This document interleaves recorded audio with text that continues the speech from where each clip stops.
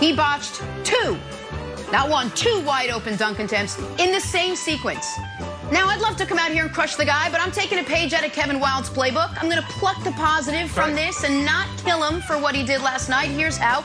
Anyone else would have gone out for that first dunk attempt, botched it, and said, you know what, tonight's not my night. I'm going to just fade into the background, let other guys do their thing. Not Deo, as they call him in France. He goes right back up a second time, botches it a second time, same sequence. At that point, he really needed to pull himself back. What is the moral of the story? If at first you do not succeed, you try again, kids at home. If you don't succeed the second time, then you got to pull yourself back. It's just embarrassing at that point. It's just, Nick, it's embarrassing. You got to stop. So yesterday, Elgin Baylor passed. And you're going to hear a lot of things, a lot of quips about Elgin Baylor. You'll hear he's the greatest player in NBA history without a ring. That's true. You might even hear today, and you can maybe see in some of these highlights, he was essentially the inventor of the Euro step, but nobody gave him credit for it, which is why it's called the Euro step. That's also true. All of that, though, undersells how truly great of a basketball player he was. The list of people who averaged more points per game in the history of the NBA: Michael Jordan, Wilt Chamberlain, and then there's Elgin Baylor. Elgin had 11 healthy seasons. He was first-team All-NBA in 10 of those seasons. Only LeBron, Kobe, and Karl Malone have more first-team All-NBAs ever. From years 3 to 5 of his career, he averaged 35 and 17 a game. In the pre-Kareem era, the 5 guys that built this league are Russell, Wilt, Oscar, West, and Elgin. The NBA is not what it is today without Elgin Baylor. Rest in peace, my man, and thoughts and prayers to his family for a truly remarkable life and remarkable NBA career. Really well said, Nick. All right, let us take a turn, play a little drawing a blank now. And we got to start with the Heisman winner, Devontae Smith. Alabama Pro Day today. Smith has chosen not to work out. I choose not to run. But he did take height and weight measurements. And get this, guys, he weighed in at just 170 pounds soaking wet. I don't know. Saying, I'm not worried at all. Hey, Brandon, Devontae Smith saying his stature, not a problem, is blank. It's Heisman-like. I mean, that's confidence, that's swagger, and that's why that guy is the best wide receiver coming out of this draft. Look, you have Marvin Harrison. He had almost 15,000 yards, and he was a small dude. You also got T.Y. Hilton, 9,000 yards. Santana Moss, 10,000 yards. You got Tyler Lockett, who's doing it at an extremely high level. In the last 2 years, he's had 1,000-yard seasons with Russell Wilson. So when you talk about size, please miss me with that. This guy is the only one that went for 1,800 yards in the SEC. Nick, do you know that some of these SEC teams will beat some of these NFL teams today? So I absolutely love him saying what he said. He'll be fine. Okay, we could do an hour and a half on that last thing Brandon said. There is not a single SEC team that could beat any NFL team. That's a ridiculous statement. You have to retract it before the end of the show. All right, here's the thing. I root for Devontae Smith, and I'm not saying that this is going to be a problem. But my answer is precedent setting, because I don't mind small players, but I'm always concerned about small list players. It was my concern with Kyler Murray. Kyler Murray is trying to be the most successful tiny quarterback ever. There's never been a quarterback his size that has been successful, and they're at a high level. And Devontae's weight, it's not that he's undersized, it's that he would be the, I don't want to say frail, the lightest star receiver ever. And so I'm not saying he can't do it, but anytime, Wild, someone is trying to be the first ever at something, it's concerning to me. So I call it precedent setting. No, I know, but I'll tell him in the break. I can't call me during the show. I will tell him in the break. I'll tell him in the break. Sorry, that was Doug Flutie. Nick, I got to talk to you in the break. I am going Doug Flutie wasn't great. He wasn't great. What? Sorry, tell Doug I said he wasn't great. If Kyler's career is Doug Murray's career, it's a disaster.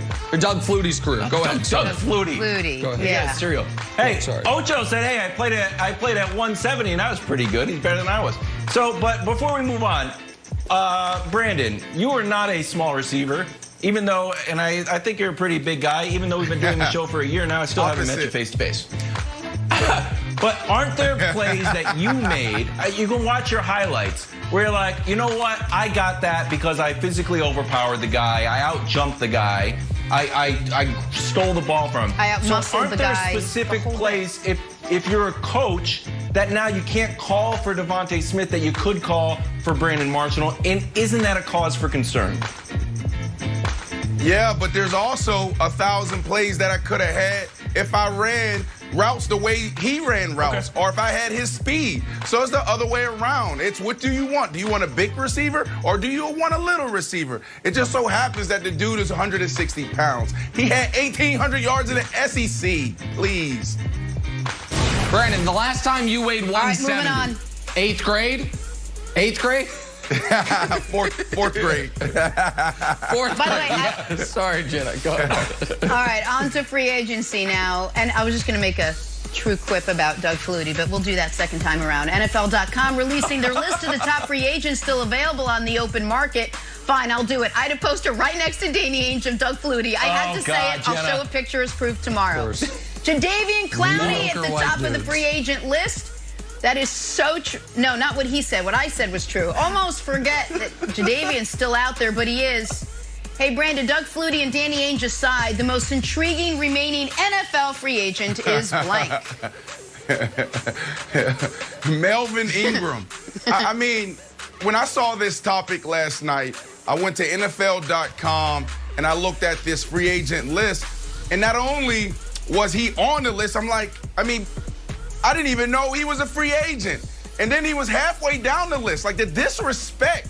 Melvin Ingram is a monster. He can play Mike linebacker. You can put him at DN. You can put him out outside linebacker. This dude plays all over the field when you think about the front seven. So for him to still be a free agent, something else has to be going on. Now, Nick, I know he's missed 12 games the last 2 years, but man, he plays the game tough. This is the type of dude, if you insert him into your locker room, if you insert him into your defensive huddle, he instantly brings you credibility and he instantly brings you toughness. I hated playing against him. He's an absolute dog and he needs to be picked up. What is going on? What is everybody waiting on? Stay in the AFC West, Melvin Ingram, and go from Los Angeles to Kansas City. Another guy that should stay in the AFC West and go from Los Angeles to Kansas City, Casey Hayward. There are 2 former All-Pro veteran corners still available. Casey Hayward, to me, is on the very short list, and I believe the other one that's on the very short list might be Kevin Wilde's answer, but my answer is Casey Hayward. He's one of 2 corners teams should be targeting. Go ahead, Wilde. There you go. My answer is Richard Sherman. Yeah, he was hurt last year, but he made the Pro Bowl. Not last year, the year before. What do you think about Richard Sherman to the Jets? We know they need some veteran leadership back there after the old cover zero fiasco. We're like, why'd you run that? Like, no veteran leadership back there. Got a new coach that you had with the 49ers. Think could be a big win. Also, bonus, Jenna, you got Tom Brady and the Bucs next year on the Jets schedule. Are you mad, bro? It's back. Get one more. There it is. Like that would be a little fun. Head up to Green Bay now. Packers reportedly busy bees working on restructuring Aaron Rodgers' contract, free up some cap space. Crickets so far in free agency for them, but you guys know that's nothing new with Green Bay. Brandon Marshall, Aaron Rodgers' contract situation is blank. Well, I got lazy and I just went with Vital. I went with Vital because, this guy can free up a lot of money.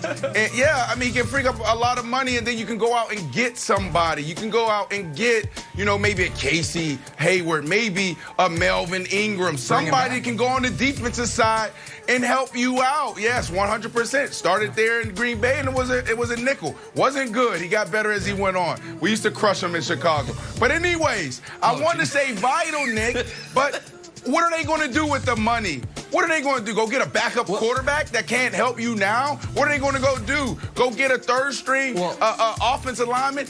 Every offseason, they keep botching this whole deal in free agency and the draft. What they're supposed to do I just with the don't money, know Brandon? what they're going to do. What are they going to do?